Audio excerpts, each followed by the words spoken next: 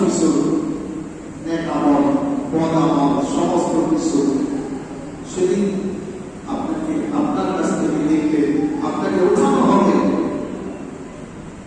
বলা হবে যে তুমি কি করেছো তা বলো। ব্যক্তি যখন কবরের মধ্যে রাখা হবে, ওই ব্যক্তি সে কখনো জানে না সে যে মৃত্যুবরণ করেছে। কবরের মধ্যে রাখার সাথে সাথে তার রোগটা তাকে দেওয়া হবে, সেই চক্র মেরে দেবে অন্ধকার জগৎ। এই অন্ধকার জগতের মধ্যে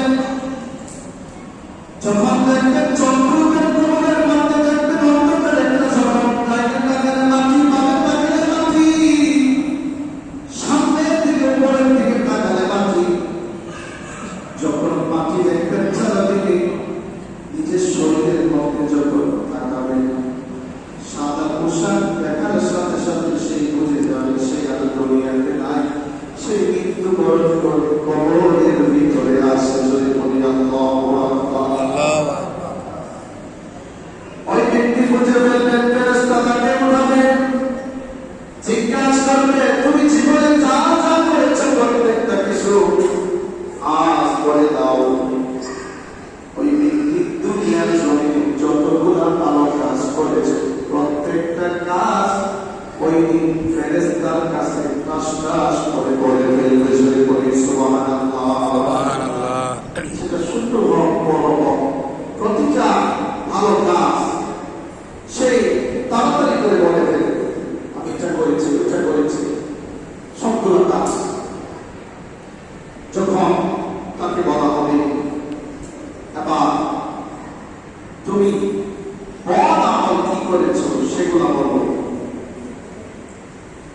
ওই মৃত ব্যক্তি তখন স্তব্ধ হয়ে যাবে, চুপ হয়ে যাবে, বলবে না।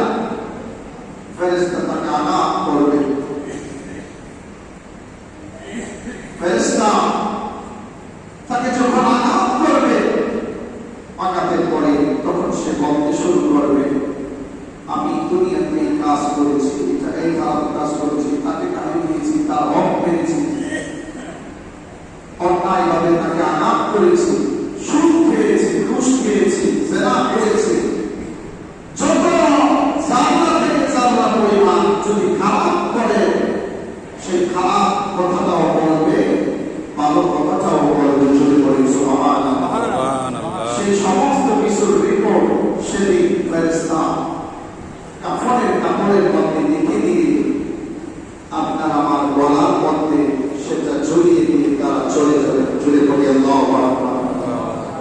তারপরে ফকির আসবে, আমাদেরকে সওয়াল করবে, প্রশ্নের উত্তর যদি আমরা দিতে পারি তখন আমরা কি হব? আমরা সঠিকভাবে যথাযথ প্রশ্নের উত্তর দিতে পারলে আপনাকে জান্নাতের নিয়ামত দেওয়া হবে। আর যদি দিতে না পারে জাহান্নামের শাস্তি আপনার আমার জন্য অপেক্ষা করবে। জোরে বলেন ঠিক কিনা? আমাদের দুনিয়া থেকে চলে যাওয়াটা নিজের সত্য, আমরা দুনিয়াতে থাকবো না, দুনিয়া থেকে আমরা বিদায় নিব। অল্প সময়ের হায়াত আমরা দুনিয়াতে এসেছি, আমরা অল্প সময়ের জন্য আমরা দুনিয়াতে এসেছি। তো আমরা যতটুকু হায়াত পাই, আমরা যতটুকু হায়াত আমরা আল্লাহর ইবাদত নিয়ে, আল্লাহর নবীর হাদিসের নবীর সুন্নাত অনুযায়ী আমরা আমাদের জীবন যেন বাস্তবায়ন করতে পারি, আমরা যেন জীবনের প্রতিটা মুহূর্তে নবীর সুন্নাত মোতাবেক চলতে পারি। আল্লাহ পাক আমাদের